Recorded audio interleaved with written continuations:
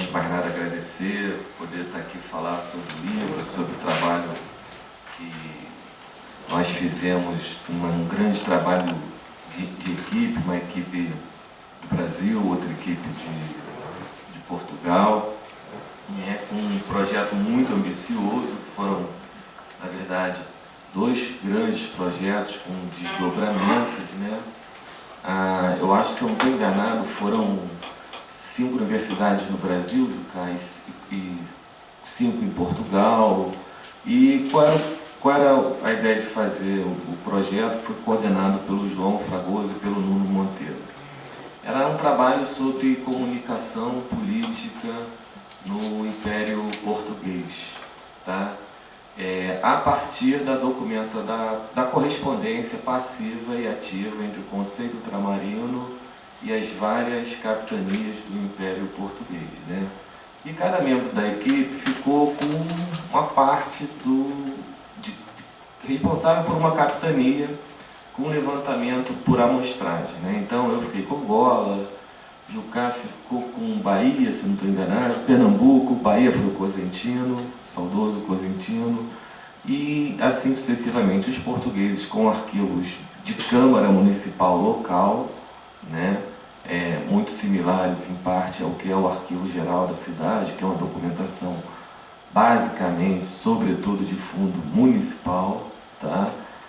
E a ideia era tematizar, ver que temas, como é que se gestava, como é que era a gestão do Império Português, nas suas variantes regionais, nas suas mudanças no tempo. E foi a partir daí que surgiu o projeto, que ele foi realizado em cerca de 6 anos, Se levantou a massa documental estupenda, para cada capitania. E no que diz respeito à escravidão, nós levantamos, gente, só para você ter uma noção, foram para mais de 40 mil correspondências, eu não lembro exatamente agora os números. E o silêncio total quase absoluto sobre escravidão, nessa documentação administrativa. E como é que nós trabalhamos com o silêncio na ocasião? A escravidão é tida como de âmbito do poder doméstico. Ela não está entendida na esfera administrativa institucional. Ela é uma questão relacionada à casa, ao domus, ao domínio senhorial. E é por isso que há um quase absoluto silêncio em relação à escravidão na documentação. Que documentação? Trabalhamos com os avulsos do Arquivo Histórico Ultramarino, correspondências entre várias pessoas nas conquistas, de vários cargos. Quando eu digo várias pessoas de vários cargos, desde o governador até a Dona Maria, que está pedindo a pensão porque ficou viúva.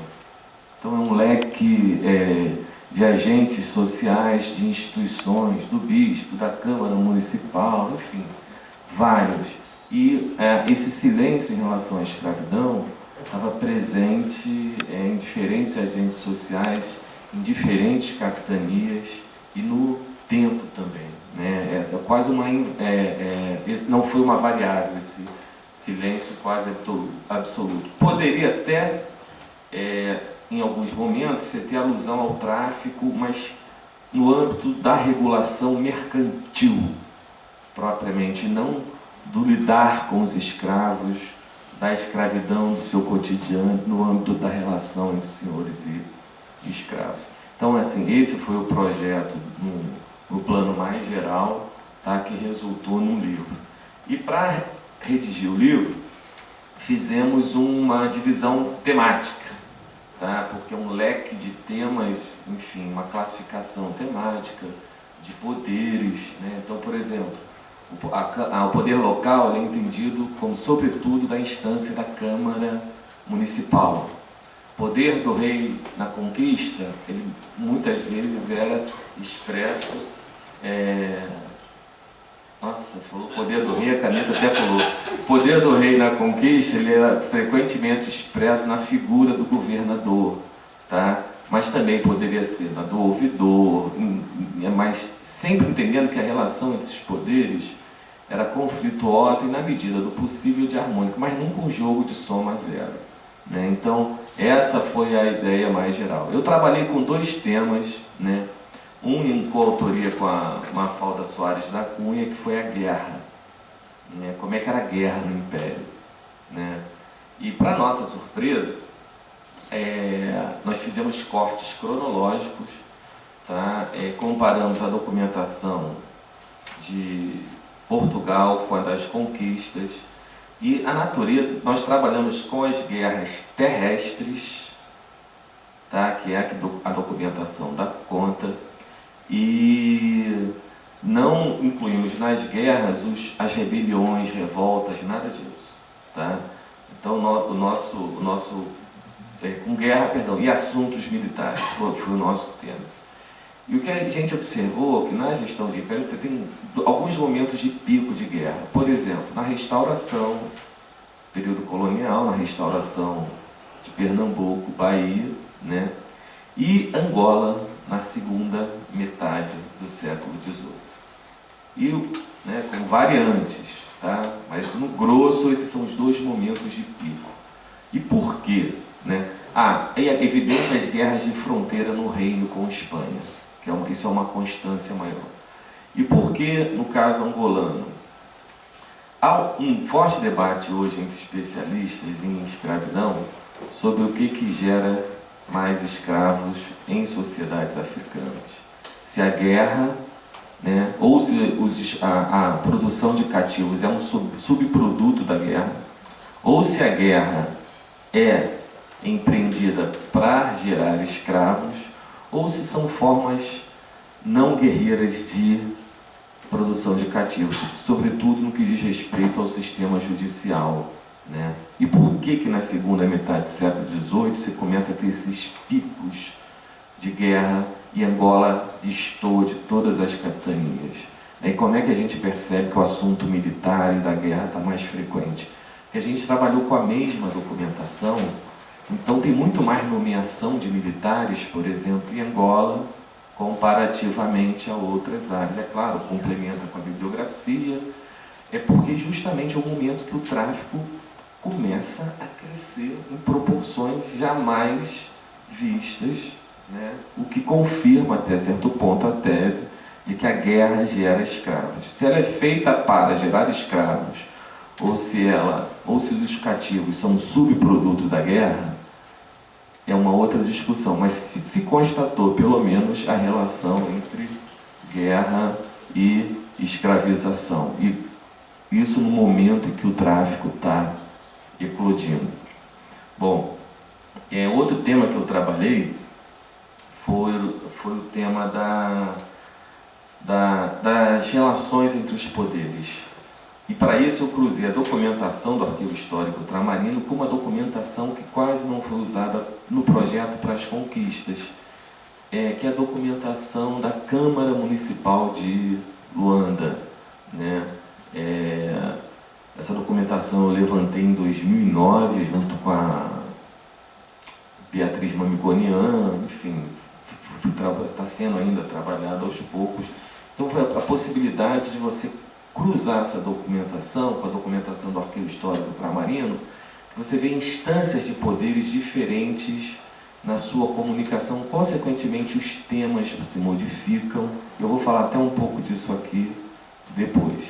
Para o livro eu trabalhei com um conflito entre governador, ouvidor e com a Câmara Municipal. O que eu percebo o tempo todo? A Câmara, quando confrontava o ouvidor, ela corria para o governador. Por quê? O ouvidor, ele também é corregedor geral da Câmara. Ou seja, a Câmara tem que prestar contas para o ouvidor. Só que a Câmara muitas vezes não queria prestar conta para o ouvidor, pelas razões mais variadas, inclusive essa que vocês estão pensando, que é a propina, enfim, desvio de verba, etc, etc, etc. Então, a tendência é que eu fiz, em vez de eu analisar no longo prazo, como eu fiz com a documentação do HU, eu analisei no curto prazo. De repente, o governador mudou de lado. Por que ele mudou de lado? uma tal de Dona Antônia pediu para a Câmara remunerá-la pelo seu serviço de ensino de meninas, de primeiras letras. E a pedido do governador, a Câmara recusou. Tudo que o governador defendia antes favoravelmente em relação à Câmara, depois da recusa da Câmara em atender os pedidos da Dona Maria, o governador mudou de lado. Eu não sei qual foi o tipo de relação que o governador tinha com a Dona Maria, que não era sua esposa, né? Mas, ou seja, não dá para você dissociar o poder particular da Dona Maria do poder do governador como locotenente do rei e da gestão das rendas da Câmara separadamente. A análise tem que ser em conjunto.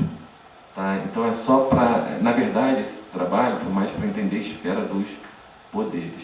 Eu vou trabalhar aqui hoje com vocês um tema que é o abastecimento e o conflito em torno dos abastecimentos a partir de uma instituição que é o Terreiro Público de Luanda.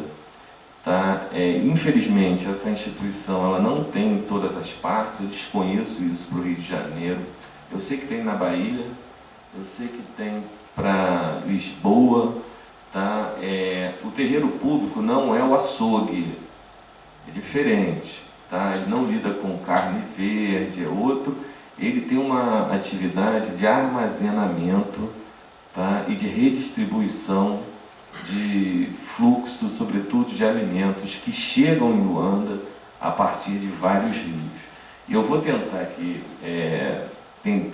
mostrar para vocês como é que isso está relacionado com o tráfico atlântico de escravos. Tá? Mas aí tem que entender toda a gestão e a estrutura administrativa do terreiro público. Tá? Controla meu tempo aí, William. Eu falei 5 minutos até agora, não foi? 2? Então vamos lá. Bom, primeira coisa, ele é criado em 1764. Tá?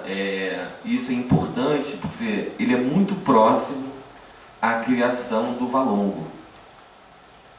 O que eu estou querendo dizer com isso? O tráfico estruturou as cidades no Atlântico Sul. Inclusive na moldura, entenda o terreiro público como uma instância do poder local, concorrente ao poder local da Câmara. Tá? Como é que ele foi criado? A partir do requerimento da Câmara Municipal para o governador, tá? A iniciativa é da própria Câmara. Tá? Gente, se quiser depois eu mando por e-mail, viu? Mas se quiser fotografar também pode. A gente grava direto e a gente está passando por uma live no Facebook, na página do Facebook direto. Tá no Facebook? Tá direto, a gente está online. Nossa, gente. Nossa, gente, eu vou ter que mentir menos. Olha só, mas vamos lá. Como é que ele é? A Câmara estava num momento financeiro difícil. O edifício é construído, né? Inicialmente ele funciona numa casa alugada, né? O terreiro público. Depois ele é construído entre 1769 e 1771. Tá? E quem financia a construção do prédio não é a renda da Câmara, não é a renda da tributação camarária, é a renda da coroa.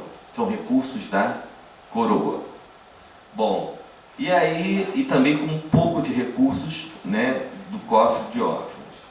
E aí vem a questão: quem vai gerir o terreiro público, que está relacionado com o abastecimento local, se competir a Câmara lidar com as questões do abastecimento local? Quando eu falo quem vai gerir o terreiro público, significa o seguinte: quem construiu o prédio vai ter a gestão, ou, já que o órgão é ligado ao abastecimento, isso era a função da Câmara, quem vai governar o terreno público, logo o fluxo de alimentos e, sobretudo, de água? que o terreiro público tem uma cisterna e a gente não pode esquecer que Luanda é seca, tá? Então vamos lá. A Câmara, quando faz a petição ao governador, o governador respalda a Câmara, né? Ele confirma os dizeres da Câmara pro rei, né? E diz o seguinte: um dos objetivos é evitar a fraude dos negros na descarga dos alimentos na cidade. Por quê? Como é que funciona o abastecimento de Luanda? Você tem muitos que se chamavam arimos. Mal comparando, seriam fazendas de alimentos no interior. Esses arimos produzem os alimentos e escoam, sobretudo através do Bembo e do Kwanza, o alimento que vai abastecer Luanda, né? Na verdade, o que significa é que a produção e o escoamento desses produtos ficava, na perspectiva do governador, sem o fisco da coroa. E também na perspectiva da Câmara, porque ela pede para construir o terreiro público. Na medida que você passa a ter essa instituição, você pode tributar esse comércio de alimentos, tá? Bom, agora, ao mesmo tempo que o governador diz isso sobre, olha, para evitar a fraude dos negros na descarga, ele também manda uma carta para o Conselho Ultramarino e diz o seguinte: isso tem que ficar sob a gestão do governador, para evitar que caia na mão dessa expressão, desse vagacoutos de ladrões, em alusão aos vereadores, aos camaristas. E acrescenta ainda: eles vão gastar toda a arrecadação do terreiro público em festas e propinas. Tá? Então ele acha que aquilo tem que ficar na alçada do governo da capitania. Tá bom? Bom, o que a gente